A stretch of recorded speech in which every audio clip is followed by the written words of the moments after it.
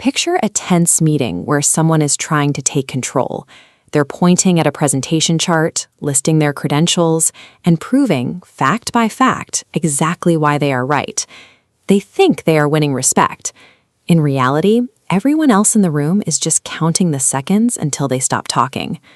We constantly try to sway others with raw logic, ironclad facts, or well-intentioned constructive criticism. Yet, instead of generating the respect we want, these perfectly logical actions almost always create friction and resentment. The problem is our default operating system. We act as if the people across from us are purely rational machines, programmed to gracefully accept superior logic and adjust their behavior accordingly. But they aren't. And that instinct to broadcast our own intelligence and importance actually becomes the exact barrier that prevents us from getting anyone else on our side. Back in 1936, Dale Carnegie recognized something that still holds true today. He realized that human beings are, above all else, creatures of emotion and pride, driven by a deep, constant need for recognition. Whether you're talking to a CEO, a student, a laborer, or a parent, every single person walking the earth possesses a desperate desire to feel important. This is a concept we call the ego inversion. Instead of fighting for the spotlight to satisfy your own desire for significance, you deliberately turn that spotlight outward, redirecting all that energy to satisfy the other person's need for importance. Influence requires a shift in priorities. By treating the person across from you as the most important individual in the room, you secure the rapport that logic alone cannot buy. Think about what happens when someone makes a mistake. Our immediate instinct is to jump in and criticize them, usually convincing ourselves that we are just helping them improve.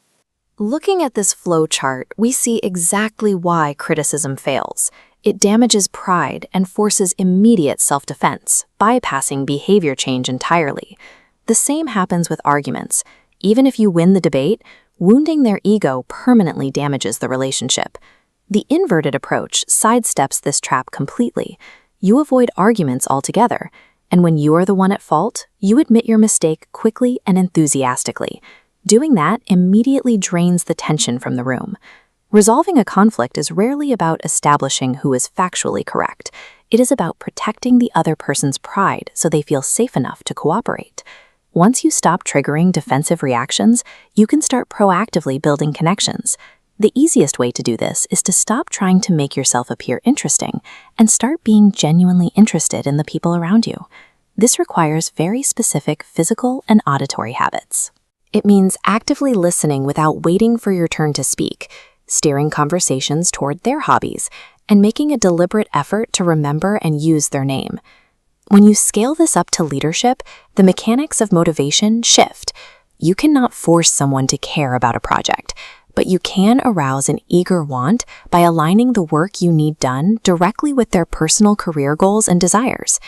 Effective leaders put this into practice every day. They offer sincere praise before ever issuing a correction, and they publicly give their employees a fine reputation to live up to, knowing people will work hard to justify that trust. The highest tier of leadership doesn't rely on issuing top-down commands. It relies on connecting the collective goals of the group to the intrinsic personal motivations of the individual. At this point, it is perfectly natural to ask a skeptical question. Isn't this entire framework just a thinly veiled guide for psychological manipulation, kissing up, and empty flattery? This Venn diagram shows the critical distinction Carnegie makes. Flattery is self-serving and fake. True appreciation is selfless and sincere. There is exactly zero overlap between the two. If you try to fake it, it will eventually backfire. People have a highly tuned radar for insincerity. If your empathy isn't authentic, the ego inversion is completely useless. Carnegie's principles require a permanent shift in character. Lasting influence is built by becoming a person who consistently values others, creating a track record of trust that people can sense. We live in a world of artificial intelligence, algorithms, and constant digital communication.